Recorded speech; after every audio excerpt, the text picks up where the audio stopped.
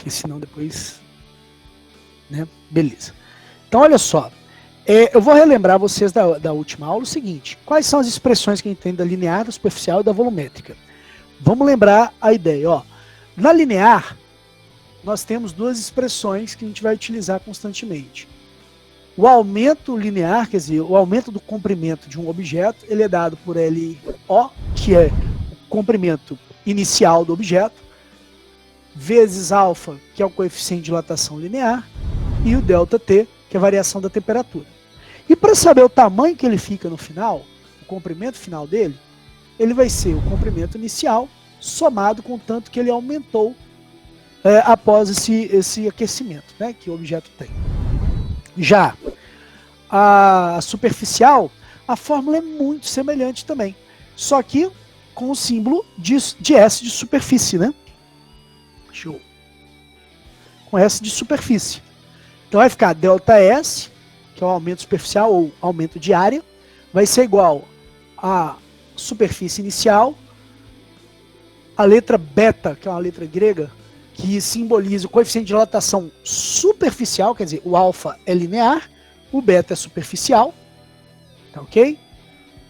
E a variação da temperatura. Já, se eu quiser saber a superfície final que ela vai ter, ou a área final que ela vai ter, eu dependo da área inicial mais do tanto que ela aumentou nessa superfície. E que, na verdade, ó, repare, né, aparece como ligação de um para o outro. Ok?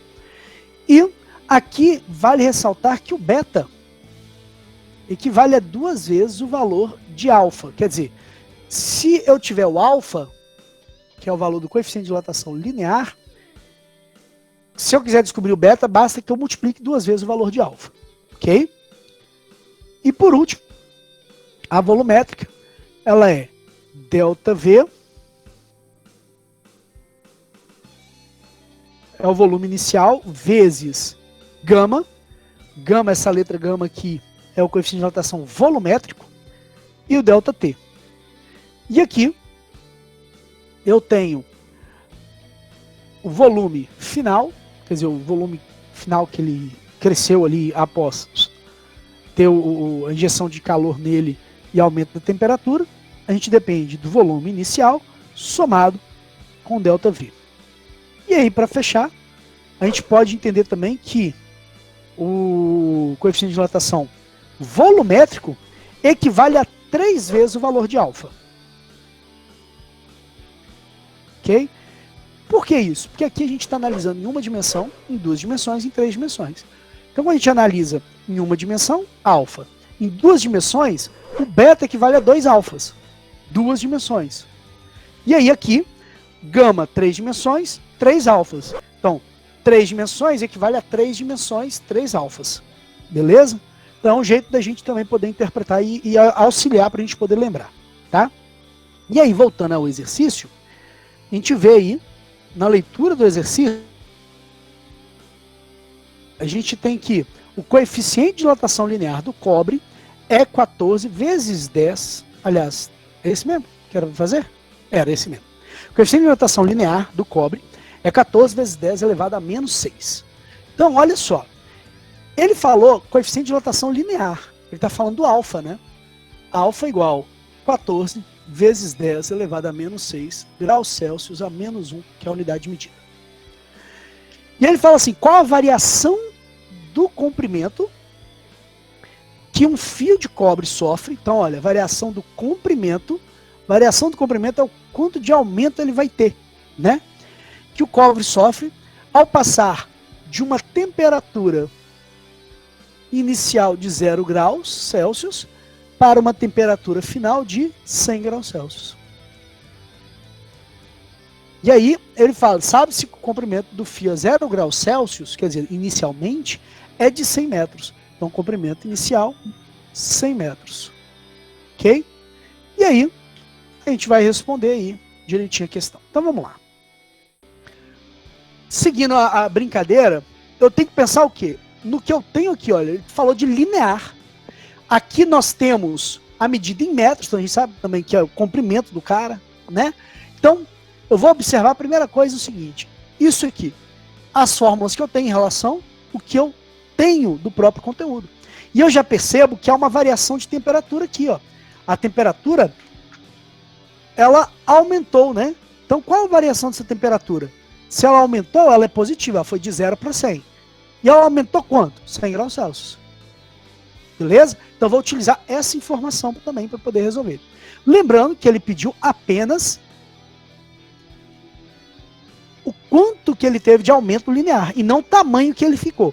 Mas eu vou fazer as duas coisas para ficar bem legal, ficar bem entendido, tá? Então vamos lá, olha só. A gente vai começar fazendo o seguinte, a gente vai utilizar a fórmula ΔL igual a LO, vezes alfa vezes ΔT. Onde ΔL aqui a gente quer achar vai ser igual. Aí olha, comprimento inicial 100 vezes alfa vale 14 vezes 10 a menos 6 vezes a variação da temperatura 100 graus Celsius. Agora aqui, ó, a maior parte de vocês vai querer fazer em calculadora, evidentemente que, né, para rapidez faz sentido, mas no Enem você não vai poder. Então a gente vai ter que entender como a gente consegue trabalhar nisso aqui sem ter a calculadora. Só que a minha caneta azul tá muito ruim ainda, eu vou deixar ela de lado e vou continuar com a caneta preta, tá? Que tá ruim. Então vamos lá, ó. ΔL igual. Como é que a gente vai fazer aqui? Eu vou fazer o seguinte, ó, o macete. Você vai pegar a notação científica, 10 a menos 6, e vai segurar a onda dela aqui, ó. Não vai trabalhar com ela, não. Esquece ela um minutinho. E aí você vai multiplicar o 100, o 14 e o 100. Você vai fazer assim, ó. Tem uns 2 zeros aqui, 2 zeros aqui, você vai só repetir os zeros. 1, 2, 3, 4. Pronto, são 4 zeros. 2 aqui, 2 aqui. Beleza. 1 vezes 14, 14 vezes 1, 14. Então pronto, ó. Multiplicação de 1 com 14 com 1, deu 14. Quantidade de zeros, 2 e 2, 4, 4. Beleza. E aqui o 10 a menos 6 é só repetir. Até aí eu ajeitei a conta para virar o macete. Agora, olha só. Quantas casas decimais eu tenho que andar? Aí vem essa brincadeira, ó. Se aqui está negativo, significa que esse número aqui, ele vai diminuir, né? Para poder sumir esse expoente. Então eu vou ter que andar com as casas para a esquerda para sumir esse expoente. Vou ter que fazer assim, ó. ΔL igual. Aí quantas casas eu vou ter que andar? 6. Então vai ser 1, 2, 3, 4, 5, 6. Então ele vai vir. Vou escrever ele aqui de novo, para a gente poder contar as casas e ver se ele andou isso aí mesmo. Beleza? E aí a gente vai andar as casas, pensando assim, ó. 1, 2, 3, 4, 5, 6. Essa é a última vírgula, então é essa que conta. A gente vai então colocar a última vírgula ali, ó. Nossa, que borroqueira. Fica aí.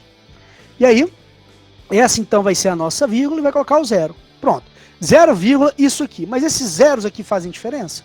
Não. Então vou deixar aqui, ó. 0,14. E aí, a unidade metros. Ok? Aí, olha, a gente fez aqui e achou o quanto que ele aumentou. Que era a pergunta que o exercício tinha feito. Mas e se esse exercício perguntasse qual o tamanho que ele ficaria depois do aumento?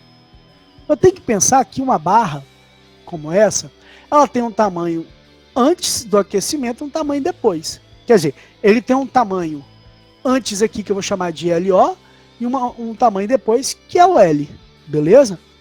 O quanto que ela aumentou? Eu vou comparar. Eu vou comparar o tamanho que ela tinha antes com o tamanho que ela tem agora. Ela aumentou isso aqui, ó. Esse tamanho todo aqui. Ou esse tamanho, que é a mesma coisa, né? Então, isso aqui para mim é o meu ΔL. Certo? É isso que a gente descobriu. Descobriu o tanto que ela aumentou. Mas se eu quiser saber o tamanho todo dela, não é a pergunta do exercício, mas é importante entender isso. Se eu quiser saber o tamanho todo dela, basta que eu pegue o L, que é o tamanho dele, e vai ser quem esse tamanho todo? Vai ser o comprimento inicial mais o tanto que ela aumentou. Por isso que está aqui, ó, o comprimento inicial mais o tanto que ela aumentou. Neste caso, seria L igual comprimento inicial 100, mais quanto que ela aumentou? 0,14. Como é que a gente faz uma soma quando tem vírgula? O que está antes da vírgula soma com quem tem antes da vírgula. Então 100 mais 0, 100. E o depois da vírgula soma com quem tem depois da vírgula. Como aqui não tem nada, ficou só o 14 mesmo. Beleza? Então ficou 100,14 metros. A resposta do exercício é essa. Mas se ele pedisse qual é o tamanho que ele ficou, a gente faria essa conta. Ficou alguma dúvida?